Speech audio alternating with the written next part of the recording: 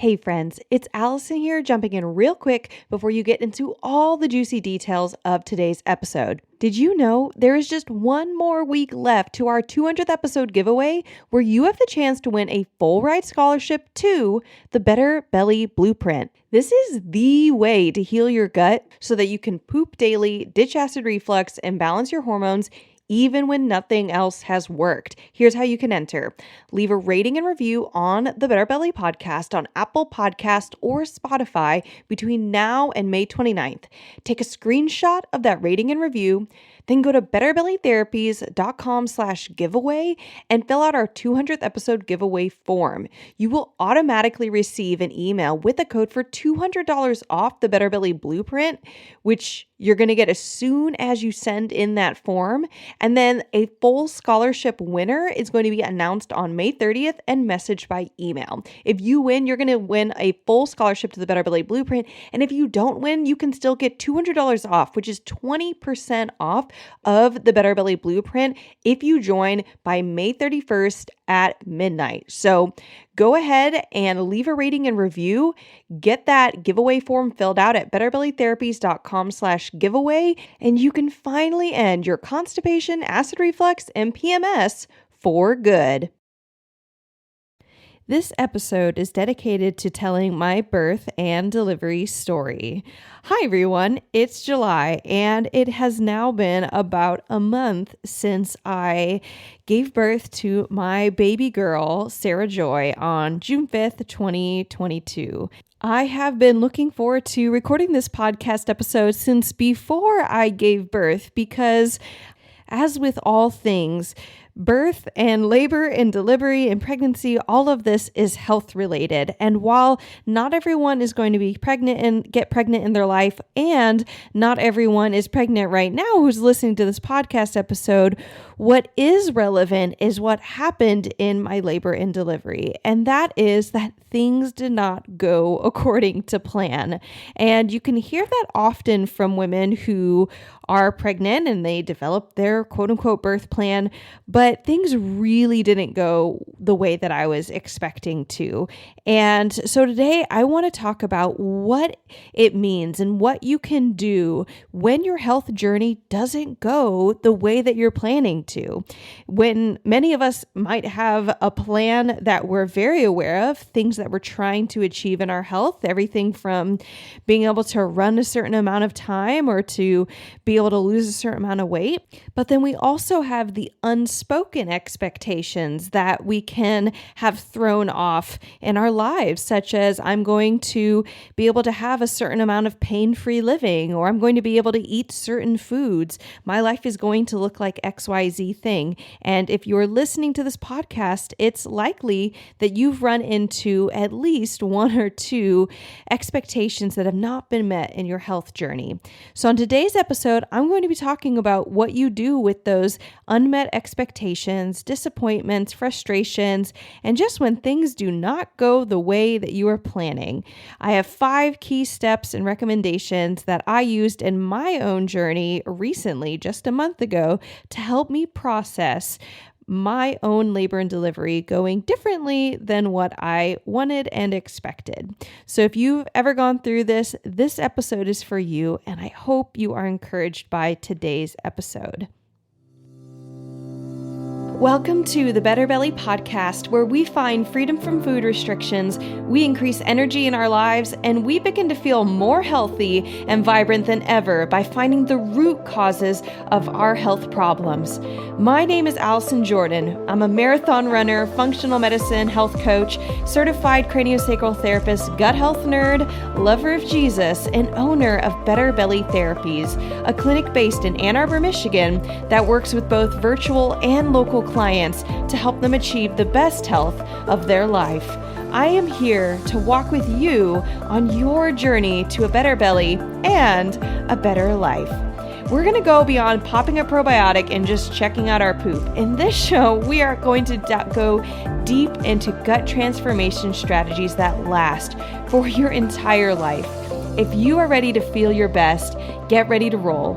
You are in the right place.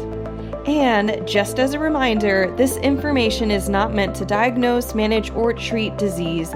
Always consult with your own health practitioner before you make any changes to your health.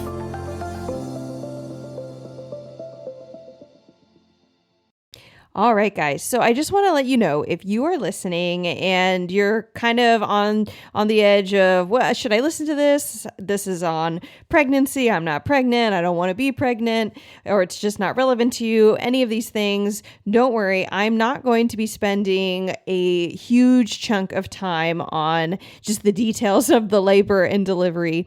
However, I am going to use it as a case study to talk about unmet expectations in our health journeys. And what do we do with them? What do we do when our health journeys go in a different direction than we were planning, or than we were, and not just planning, but like actually aiming for, especially when, at this point in your life, you might be listening to this podcast because you've had some chronic health problems and you've been actively trying to get better. You're actively trying to do things to get you a net positive, and you're not getting that. So what do you do even with those things? And so that's more of what today's episode is about. And I'm using my labor and delivery story as an example. So for context, let's talk about what my goal was and what I wanted out of my labor and delivery, and not just what I wanted, like this selfish thing, kind of just what I was setting myself up for. Because labor and delivery, I knew it was going to be hard. It wasn't going to be this magical thing. I was preparing for it to be hard. You'd never know quite how it's going to go. And so my goal in labor and delivery was I wanted to do a home birth. I wanted to avoid the hospital system, which for me was multiple layers. I wanted to avoid unnecessary costs. I don't know if you guys know this, and I don't know what state or what even nation that you might be living in listening to this, but in the state of Michigan, it costs an average of $5,000 to hire a home birth midwife to not just help you deliver a baby, but actually take care of you both before doing all of your checkups before you give birth, and as well might include some postpartum care as well, but about $5,000 on average to do a home birth midwife. And then to do a hospital birth, whether that's vaginal or cesarean, is going to be on average in the state of Michigan, $6,500 to $15,000. So $6,500 to $15,000 is going to be on average after insurance, on average. It's going to be, the smaller number would be for vaginal birth, and then $15,000 post-insurance coming through for cesarean. So I was wanting to avoid unnecessary costs in my birth. I was wanting to avoid unnecessary interventions such as Pitocin, epidurals, painkillers, medications, all those things. I wanted to avoid unnecessary injury from labor and delivery. And this was really big for me. I have, doing craniosacral therapy and visceral manipulation and being a body worker, and even doing the work I do with the functional lab testing that we do. And when we're looking at women's whole health, I have seen over and over again huge amounts of health problems coming up after a particular labor and delivery scenario for a woman. And so and typically this is related to something that goes on with, whether it could be interventions done just for a vaginal birth, again, epidurals or Pitocin, back labor, forceps, vacuum, all sorts of things that either could harm the mother or the child.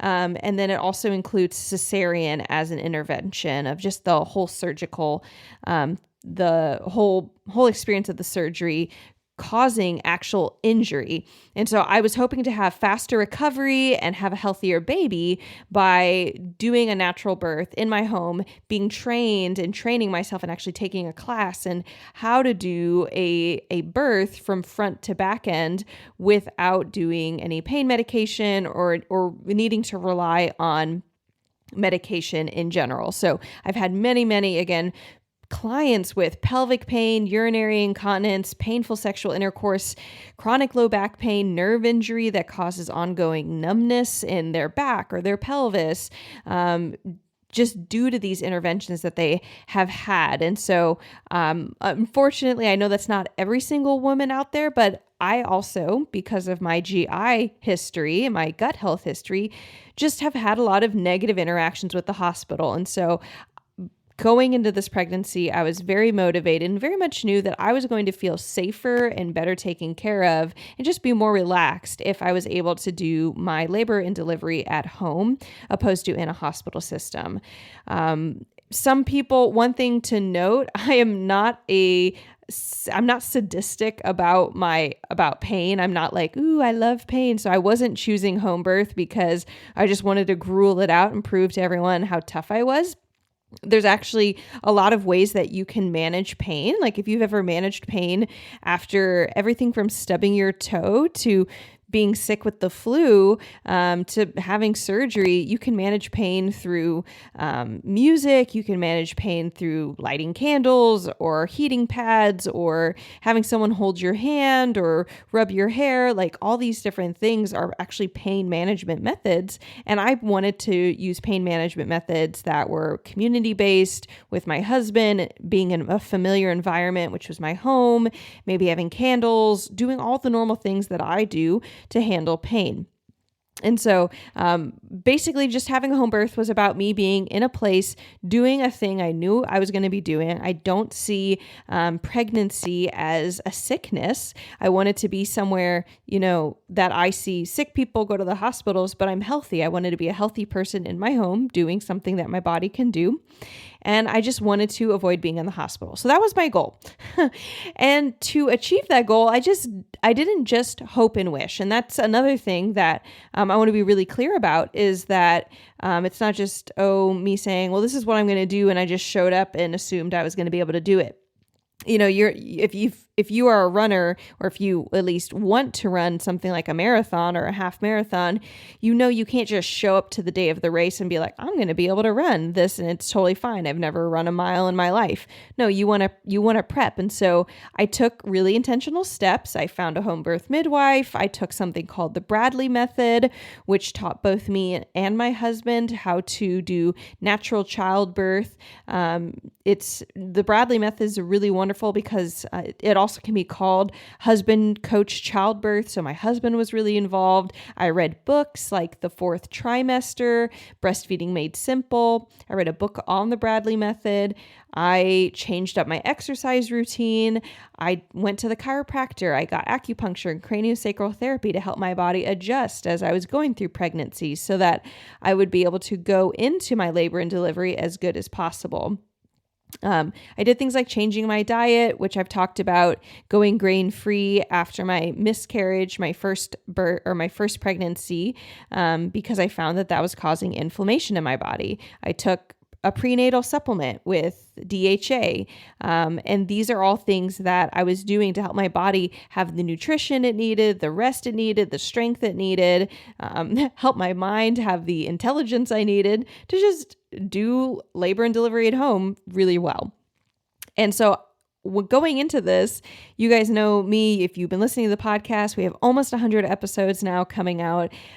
So excited for next week being 100, but I'm thorough, and you've heard me talk. Like I'm going to research everything I possibly could to have success and to be as educated as possible about what this process could look like, how long labor could last, all these different things so that I would be able to have success. I very much did not think that I was going to need a hospital transfer, be going to the hospital. I had so many friends say, well, what if you need to go to the hospital? I said, I'd go to the hospital. I'm not going to let myself or my child die or be sick or be ill if I need to be at a hospital. And the long story short is I labored for 2 days for about 48 hours and was not able to have my child. My water had broken and I needed to go to the hospital to figure out why I was not fully dilating, what was going on. I was really close to being fully dilated for just like 12 hours. It was a super long time and we didn't know why I wasn't fully dilated and my water had broken. So I needed the baby to come out.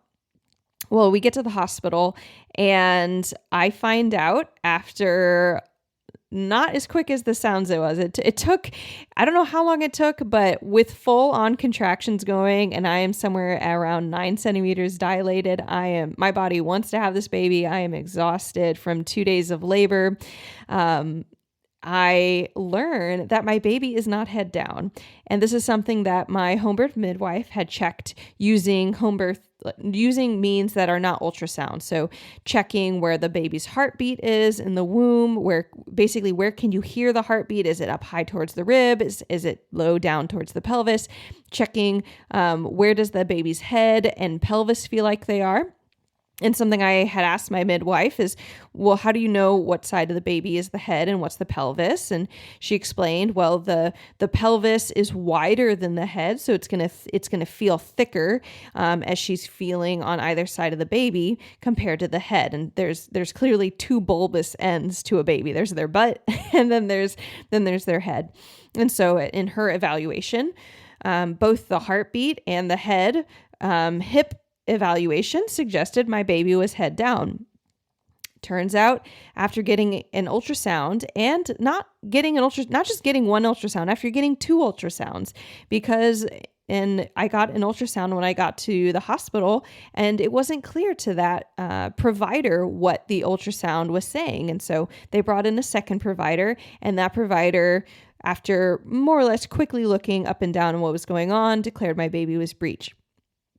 This was a big turning point because my home birth midwife had said that I would be able to deliver breech if my baby were breech, because she's trained in how to do that. And this is not a podcast episode, like I said, fully diving into the depths of pregnancy and delivery and all that jazz, but all that to say that you can safely deliver a baby vaginally who is breech, that is butt or feet down, not head down. But it takes different techniques. It can take longer, all sorts of things. And so finding out my baby was breech, I technically had the option with my midwife that I could go home and try to deliver my baby there and vaginally with her. But in hospital systems, or at least the hospital system I was at, and most that I know of that I've heard, they do not traditionally or typically do vaginal births with a breech baby, so they wouldn't let her do it there, even though my home birth midwife was with me there as my provider, communicating with the hospital staff that we were with. And so basically my option at the hospital was, okay, you get a cesarean. And I was faced with 2 choices. And this is what I want to talk about on the podcast today. This is what, if you've ever been faced with 2 choices, to do a procedure or to not do a procedure, to take a medication or not take a medication, to work with a provider or not work with a provider, you might have multiple options, 3 different options, 4 different options, all with the same goal. You know, my goal ultimately, even more than just having a home birth, was to have a baby. I wanted a baby outside of my body that was healthy. I wanted to not be pregnant anymore. I wanted to be healthy and alive and like I said, healthy, like not injured or damaged after my pregnancy as much as I could control. And so I was given an option. Look, Allison, I wanted a baby, and I could either stay in the hospital and I would have a cesarean, or I'd go home and try to do a vaginal birth. Full disclosure, I was in a lot of pain at this point in the hospital. I don't know if you guys are familiar with the fact that pain is hugely subjective. And I don't just mean like it's in the eye of the beholder, or it has to do with your pain tolerance level, but actually you can take one person who theoretically has the same pain tolerance all the time. And if you have them, there's been lots of research done where if you, for example, have someone put their hand in ice cold water and they're timed, how long are they willing to let their hands stay in that icy cold water? And so all they're measuring isn't so much how much pain the person's in, but just time. How long is that person willing to keep their hand in ice?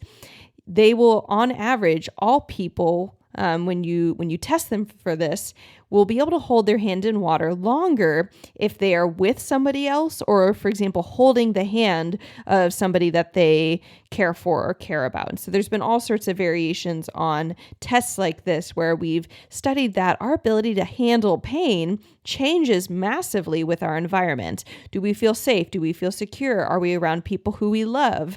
Are there other factors that help us to handle the pain and feel the pain? And so I was at the hospital. At this point, I was exhausted. I was scared. I was frustrated. And I was getting news that I really, really didn't want. And so even though I think my contractions were probably the same intensity that they'd been for several hours, I was suddenly in a lot more pain and felt that I could not handle it anymore. And so ultimately, I did decide to get a cesarean. And this is what I want to talk about, because after getting my cesarean, I had a lot of friends and family very kindly say, "Hey, how are you doing?" They knew that my heart was to have a home birth. They knew that I was very educated on what it's like to go to the hospital and possible risks of getting things like cesareans. And they knew that my heart was probably going to be a little tender about that. That can happen. It's very common for women when their birth plan doesn't go the way they want it to just feel discouraged or disappointed, frustrated. And I ended up telling people something that surprised me, because I very much I never wanted the cesarean. However, by the time it was the time to make that decision and I was able to make it, I had so much peace about it. And I was able to tell people, no, I'm not upset that I had the cesarean. And so I want to talk through the 5 things that I broke this down to myself, even saying, why am I not so upset about the cesarean? Because there are so many things that happen in our health, such, for example, in your gut health. You might go gluten-free and then it doesn't work. And then you have to try something else and it doesn't work. And you have to try something else. You have to try more and more things. And you have to process everything. Every time something discourages you, every time you have unmet expectations about foods you'll be able to eat or places you'll be able to go or energy you're going to have. Like, do you have enough energy to work full time anymore or to have another kid? Or I've even had clients who found out or realized that they need to delay having kids because their body's still not healthy enough to have a child the way that they want. What do you do with that information? And how can you come out of it healthy? So these are the 5 things that I did myself that helped. Number 1, the first thing that I found that was really helpful in me being able to absorb this change in the plan of my health was planning ahead. And this, for me, was really understanding as much as I could understand. I talked about already how I did something called the Bradley method, and I had a home birth midwife. And I asked so many questions to my home birth midwife and to doctors once I was at the hospital and to friends who'd had given birth or who'd had home births or who'd had different types of birthing situations. I kept a list. I literally kept a list on my phone that just said, questions to ask, about birth, something like that. And then I had every single question, I had a bullet point next to it, and I was able to click it and mark it checked every single time I'd ask that question and then write the answer next to that question. So I have this very long document that has all my questions that I asked throughout my pregnancy at every single checkup appointment. By the way, I don't think I would have been able to do that as well if I'd stayed in the hospital system. And I don't think this is necessarily true for every hospital system, but I did start off this second pregnancy of mine in the hospital system. And it's the question and answer time is very, very short. It's usually kind of rushed along. But so just to know, I was able to ask sometimes 30 or 40 minutes worth of questions and answers, and then asking clarifying questions so that I could fully understand some process. But that was really huge to know by the time I came to the point of a cesarean versus a breech birth, I had already asked my midwife, do you do breech births? What do you do in breech births? If you know that a child is breech, how do you approach it? All these different things that those questions were able to give me knowledge so that by the time I was given a choice between A and B, I had a little bit of working knowledge to work with. And that just helped me when I was in a lot of pain, really tired, frustrated, and having a lot of emotions. Another thing that my husband and I also did to help plan ahead was we had a financial buffer, knowing that if we have to go to the hospital, there will be an additional expense, even after insurance. And we wouldn't know what that expense is either, because we don't know if we went to the hospital, what types of, why would we be going to the hospital? What might need to happen to us. And so we were intentional throughout my pregnancy to continue to save money, to have a financial buffer in case we had to go to the hospital, which has the most the most amount of questions around how much would it cost if you end up going there. It's if you work with insurance or if you've experienced that, you've noticed that it's not like going to a restaurant and just buying a burger and knowing it's going to be $15 and then tip, or it's going to be $20 for your steak and then tip. You don't know how much it's going to be at a hospital, unfortunately. So planning ahead was the first thing that when I looked back and I saw, how did I end up doing okay when my health journey did not go in the direction I wanted? The first thing was merely me being able to say, I did plan ahead. I did set a foundation for me to be able to walk forward and walk on if we needed to make a plan B or C or D. Now, I know that's not always possible. Sometimes there's things like freak car accidents that can really be impacting. That could be something that changed your health trajectory. But after that point, you could, if you don't know something's coming up, like you don't know that, I am being treated for certain things, everything from potentially cancer to needing surgery or being recommended surgery for a certain problem like knee pain or headaches and migraines, whatever it is. If you can't anticipate needing to make a big health decision, the big thing might be to focus on what information can you gather in the time that you were allotted. Number two, the second thing that I felt was really helpful in me being able to process and be at peace with the change in my health journey and health plan was acknowledging that emotions matter. This was really surprising to me because the defining moment when I decided that I was going to do a cesarean was not logic-based. And I was actually trying to make a logic-based decision up until the point that I realized that wasn't going to work. I was asking the anesthesiologist, is there any way that I could get some pain medication just to calm my body down because I was in so much pain that I actually felt like I was having a hard time making a decision. I really, really wanted to have consent from myself and my own body and feel like I could look back and say, whatever decision I made, whether I was going to drive home to continue labor there or whether I was going to do the cesarean, that I'd be able to say, I made that decision in full consciousness, not out of fear or any of that.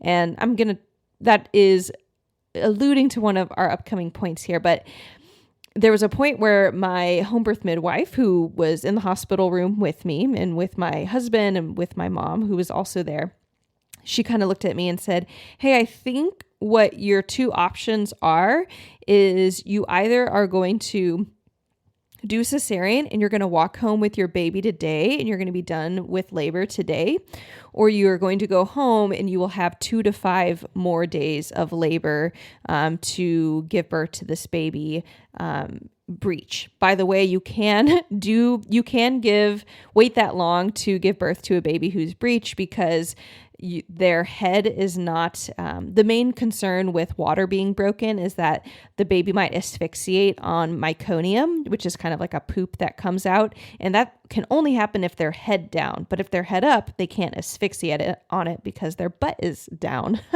That's kind of the nature of being breech. And fun fact, I learned this while I was, after my water had broken. Apparently your body continues to make amniotic fluid even when you are in labor. And so my baby was still going to have amniotic fluid and it just wasn't it wasn't a concern. So that was the information I had. And I ultimately sat there and thought, I'm in a ton of pain. I live about 40 minutes from the hospital that we went to. I'd have to travel 40 minutes home. I'd have to then wait 2 to 5 more days, unknown amount of time, and be in labor on top of the labor I'd already done. And basically, I was exhausted. I was scared. I didn't know if I'd have the energy to continue to do more labor. And I really didn't have a lot of psychological bandwidth anymore to handle stress. I could just tell I was at this tipping point where I was done. Internally, I felt done. Everything had gone far beyond. I was never never in my wildest dreams expected to hear that after 2 days of labor that my baby was breech. And so I just kind of was at it. I knew that I kind of told my husband after all this, if I had known my baby was breech by the time I went into labor, I think I would have been able to do a vaginal birth just fine. We would have done things differently. Even if my birth had lasted 2 to 5 days, if I went in knowing that and didn't end up having to transfer the hospital and then retransfer home and all of that messiness in between, I would have had the perseverance or the margin psychologically to just handle all the pain and the labor itself. And so even that psychological bandwidth and that awareness of I can't emotionally handle this anymore was essentially what made me say, I just remember hearing that from my midwife, pausing between contractions, remember, and saying to myself, oh, I want this baby out now. This is more important to me than some pride thing or some money thing. I need this baby out sooner for my own mental health, let alone physical health. And there was also just all of that going on. So emotions ended up mattering more than logic at the point of decision. Logic kind of built the structure of all the details of what would it mean to try to go home and give birth breech, and how did I get to where I was, and what was my options at the hospital, and what were my options when I went home, all of that. But the end decision was emotion. So number one, plan ahead. Get as much detail as you can, get financial buffers, all that, so that you have options. Number two, emotions matter. And in this case, I would say ended up mattering more than the details and the information, although the information informed my emotions. Number three, this was huge. And this was very much something I thought about a lot after the decision and after my baby was born and healthy and doing well. But I really thought about the fact that something that I tell my clients a lot is that no health provider is God. And I don't mean this in a sacrilegious way. I mean this in the sense that we think of God as some all-knowing, all-powerful being, right? And health providers of all levels, whether you're talking about a physical trainer or a doctor, their intention is to help people, ideally, hopefully, right? Like they want to help you build stronger muscles or hit a certain weight goal or be out of pain, whatever it is. They're seeking to help you in some way if they're a health professional. But no one provider knows everything about every subject or every condition or every symptom cluster. No provider has a perfect tool. Like the same ultrasound that was used on me the first time around was not clear to the provider who was using it. It wasn't, and the same tools that my home birth midwife used to figure out if my baby was head up or head down, those were tools that had been consistently accurate for her for hundreds of births. And they just hadn't been accurate to her. Those two defining factors were not accurate to her. And maybe, is there something she could have known that might have clued her into that? Maybe, but I didn't know that and she didn't know that. And it wasn't for lack of good intention and it wasn't for lack of skill in other areas. She still was a skillful practitioner. And so I remember thinking, there is no health provider who's God, who can cure all things, fix all things, know all things. Tools can be misguiding, the same tools that we use to do lab testing or look at ultrasounds or take blood or take hair samples. Those can be misguiding. They can be everything from misread to the sample might be compromised, or maybe the tool isn't sensitive enough to see something that really is there.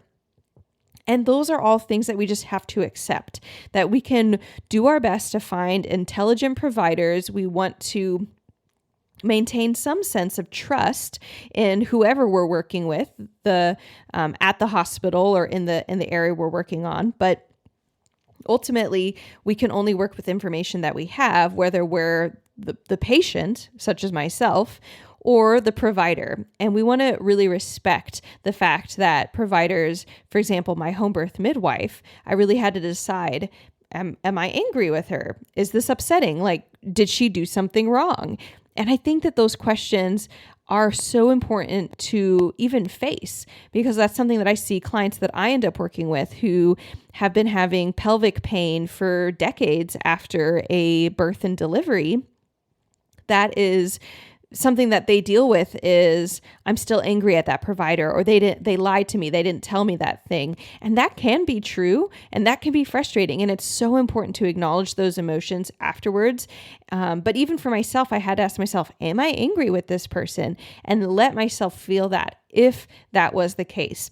I ended up deciding I wasn't angry with her or frustrated. I think I was disappointed at most that we didn't know sooner, but everything logically made sense of why we didn't know sooner. So 1, plan ahead. 2, remember that emotions matter. 3, no health provider is God. 4, I've already hit on a little bit, but I'm calling it consent, consent, consent. Because I've already alluded to this, some of my clients who have had the hardest healing pathways have been my clients who felt like they didn't have consent, or they didn't have, like, their own will wasn't involved in making a decision on their health. I've seen this in a client of mine who's had multiple back surgeries, who really felt pushed into a corner, who can actually remember asking doctors, is there any other option? Is there anything else we can do? Is there, can I try PT? Can I try medication? Is there any other thing we haven't considered? And she would ask them repeatedly those things. And then they say, no, you have to do surgery. You have to do surgery. She ended up having 3 back surgeries that only made her pain worse, or at least didn't help it at all, depending on which surgery we're talking about. But she ended up finding later a chiropractor. She ended up finding me and having massive relief from her chronic pain. And she looks back and is frustrated that she had these doctors kind of pushing her in a corner and saying, you have to do a surgery now. You have to do it now. Even though it wasn't urgent, she was being pushed. This is your only option. And she, who of course wanted to be out of massive chronic pain, took the option that was being what she felt forced on her. Similarly, I have had clients in the labor and delivery area who had cesareans that they don't feel that they would have needed, just because the doctor was being impatient, and they wish that they'd had more time to simply just do labor in a natural way at their own pace, and they didn't realize labor might take longer than 24 hours, and that could be healthy or fine. So there's all these different things where, at least for labor and delivery, where labor can be forced along in the hospital system for a variety of reasons. And that client who ended up getting a cesarean ended up having some massive problems after her cesarean, and she just didn't feel like she had consent.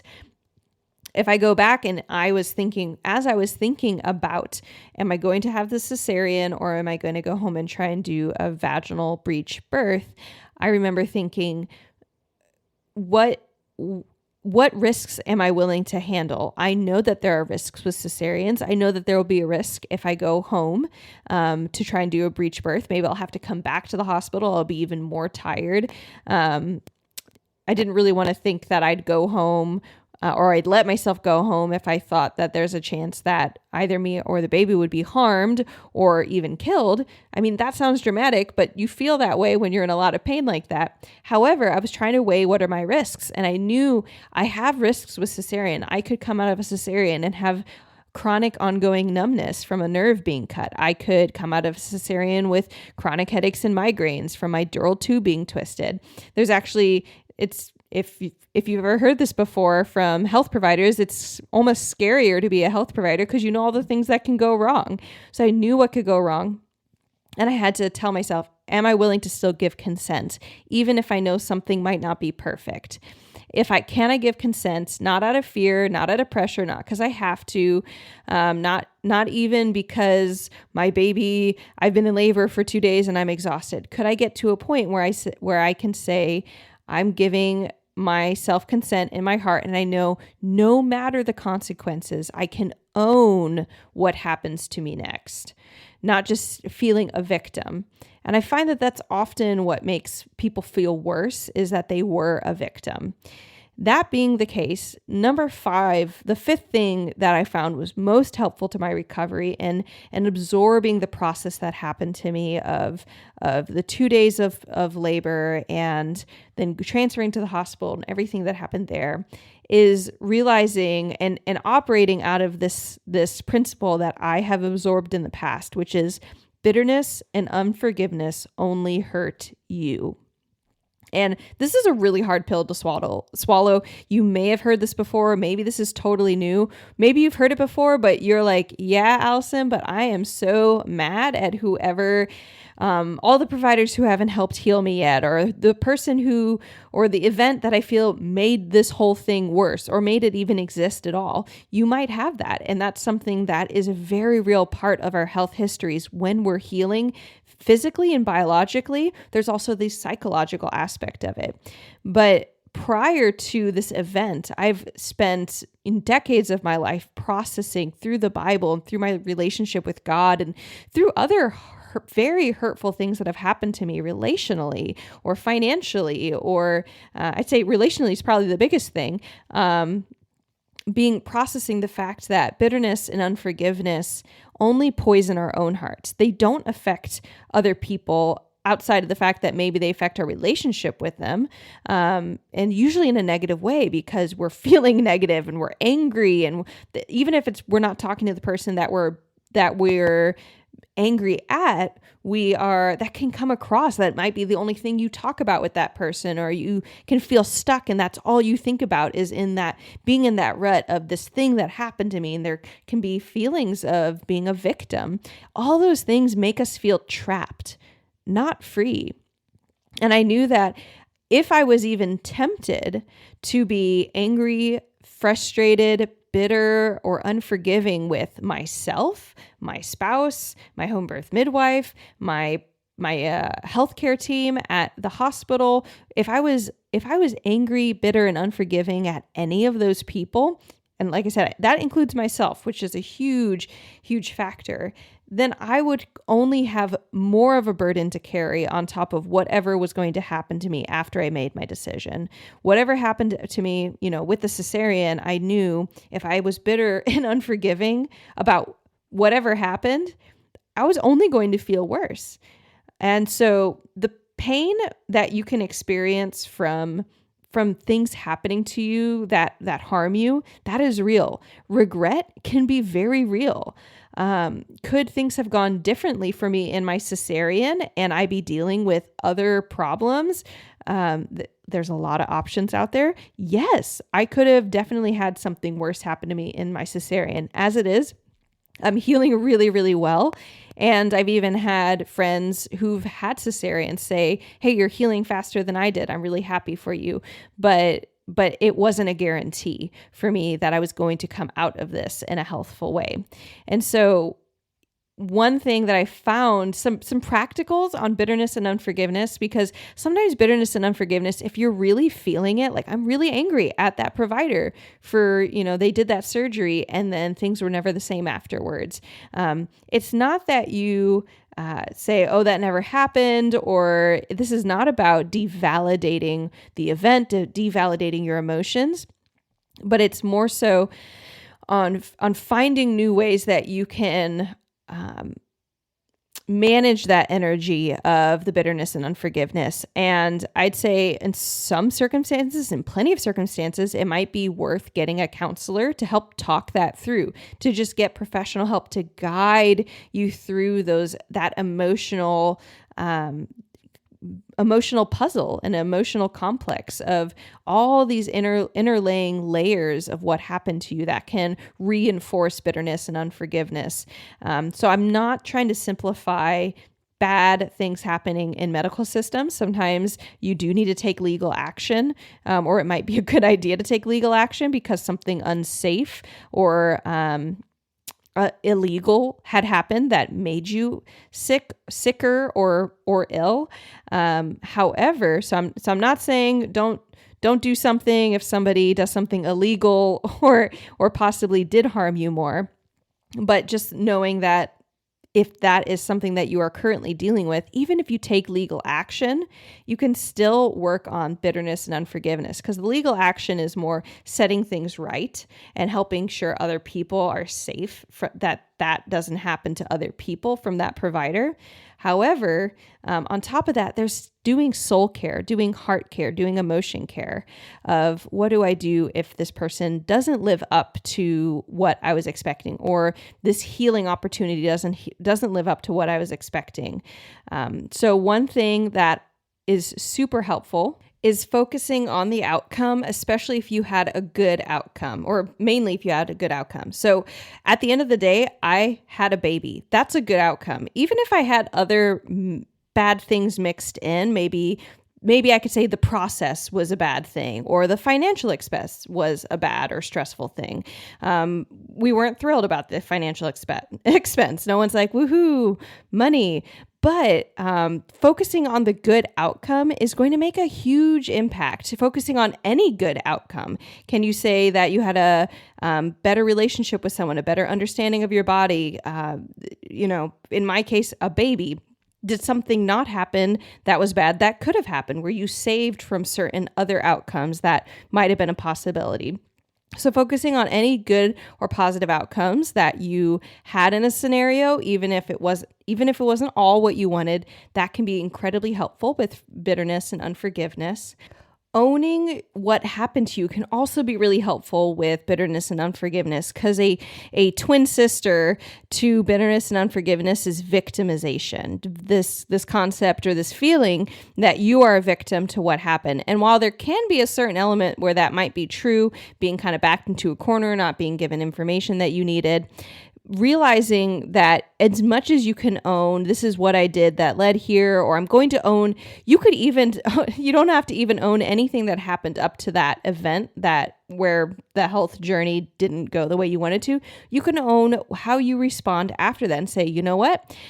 I now have a body that is struggling with XYZ thing, but I'm going to own that body and I'm going to best figure out how can I steward it? What can I do to help optimize it? Can I help heal it? Can I get my body back to the way it was before? Can I help get it better than the way it was before? And having that ownership gives us a sense of actually being able to make a change and not feeling like a victim, not feeling powerless, but actually feeling powerful can be huge, because it shifts the focus from that person who did that thing to me that I couldn't change to me, the thing that I can change, doing something right now, and a future that is much brighter in that way. This is something that has been huge for me in my gut health. I had tons of providers who did not help me, who devalidated me, who just didn't have any answers for me. And that was honestly probably more frustrating to me in the 2+ years of my IBS and really chronic GI problems, that those were incredibly painful. And one of the positive outcomes that came from my GI journey and the health journey that I was not anticipating in my life was the fact that I'm now a health provider to other people. I actually help other women like myself. I've helped over 100 women. I did the math for 100th episode coming up, and I've helped over 100 women overcome pain, symptoms, GI problems, bloating, constipation, headaches, migraines, nausea. Did I already say nausea? I've helped over 100 women overcome all those things from after they were told by other practitioners that they would not be able to get healthier. And that's a huge positive outcome. Was that immediate or relevant or not relevant? Oh, was I aware of that when I was super sick in 2014, 2015? No. All I could think about is, why am I going through this? This is so frustrating. But I took ownership of my health, and this is where it's led. And for most of my clients who I've had the honor of working with longer term, they've been able to report the same thing. And you, listener, you might be able to think of somebody who you've encouraged because of your health journey, or you've given wisdom to, or you've been able to say, hey, I'm there with you too. Let's do this together.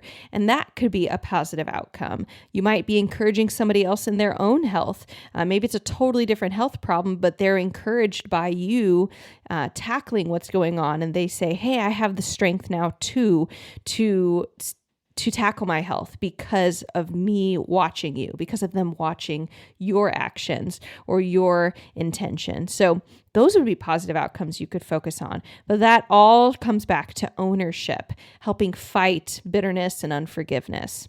Another thing is gratitude. And this gets into taking that, focusing on the positive outcome and just repeatedly focusing on it. So being grateful each day, you could keep a gratitude journal, write it down, just tell it to people. A lot of times when people ask me about my health story or my labor and delivery story, while I end up having to tell them things that, it didn't go the way I wanted to, I can say, but I'm so grateful that I actually really enjoyed my labor at home. I know that sounds really weird. It was genuinely painful, but it was so meaningful to me that I was able to labor at home and develop all those memories with my husband and with my birth team and with my mother and a friend of mine who was able to come over and support me in labor. And I, for those 2 days, thought that I was going to have my baby at home. So I have all those positive feelings of imagining my baby being born at home.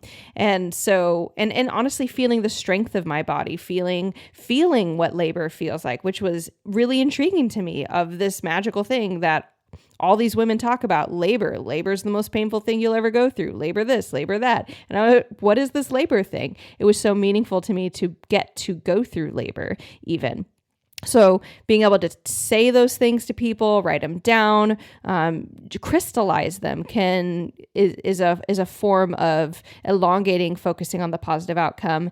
And then another thing is just perspective, remembering the details of what happened, how it happened. Even me sharing this podcast has been an exercise of perspective where I'm retelling and remembering, oh yeah, how did I end up at the point where I needed a cesarean, and what were all the steps that happened before, and how did I logically get there so it doesn't just feel like I got whiplashed and smacked in the face and ended up in a surgery room with a baby coming out of me, but rather I was able to say every step of the way, I can remember, oh, that decision led to that decision, that information led to that decision, this point led to this point. And remembering the details of, oh, you know what? Actually, while I did have an anesthesiologist who I felt was kind of like a jerk to me about my decisions and options for having a baby, I had a really great nurse midwife that was actually a hospital staff person who was being really kind and helping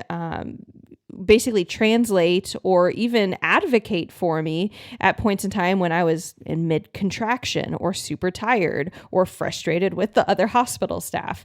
And so there's these little things that you can say, okay, a lot of this, maybe the end result sucked, but is there anything that I could do that help remind me how I ended up at that place? Was there any person that I interacted with that was actually a positive interaction, which mixes in the whole gratitude and focusing on positives.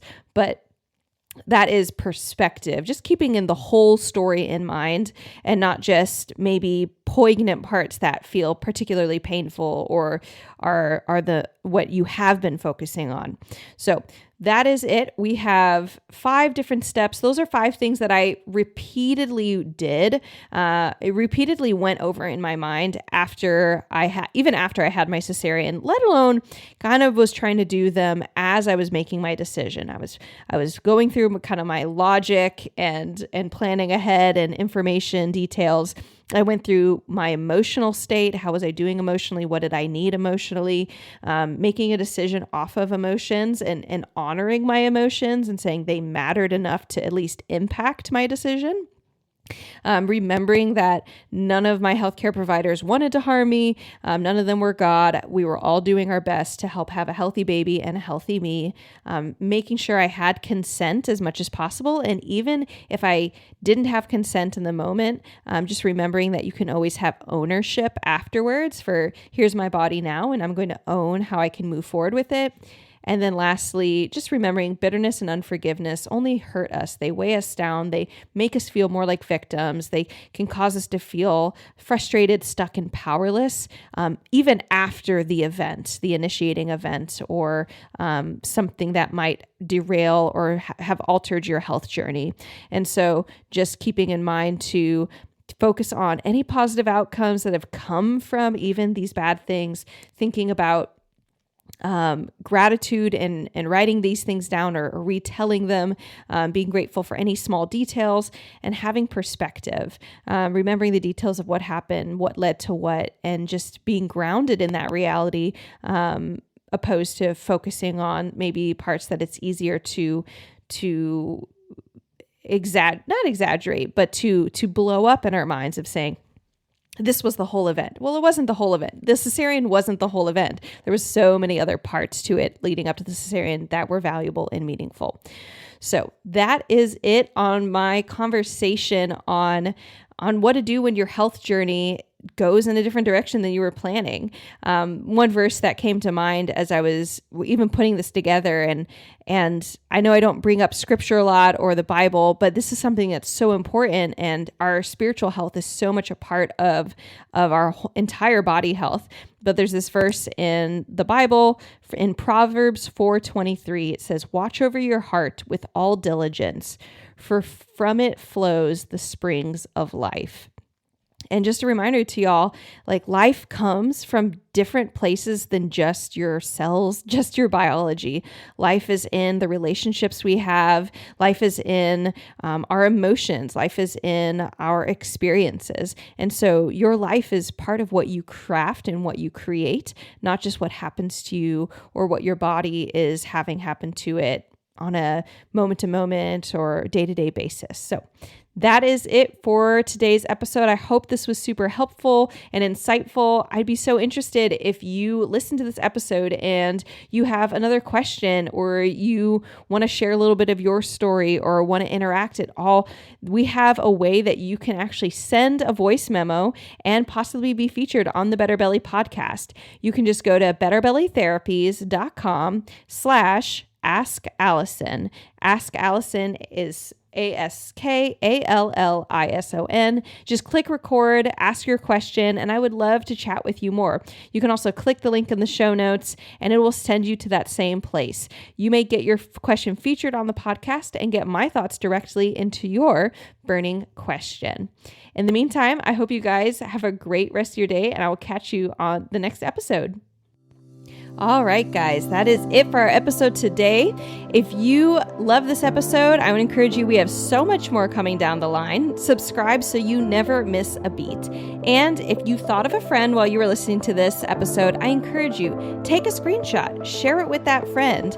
I cannot count how many times when I tell someone I'm a gut health therapist that they say, "Oh, I know someone who needs you." So send that friend a love note to their gut and do us a favor and pass this podcast along to them. Other ways that you can support us is by leaving a rating on review on Apple iTunes or on Spotify. Just click the link in the show notes or go into your podcast viewer listener and leave us a rating and review. It helps other people just like you to find our podcast and find encouragement in their health. Other ways that you can stay in the conversation is by following us on Instagram and Facebook at Better Belly Therapies. I love connecting with our listeners, and it means so much if you drop by and said hi. And remember, as always, our motto: miracles are immediate, but healing takes time. Catch you guys next week.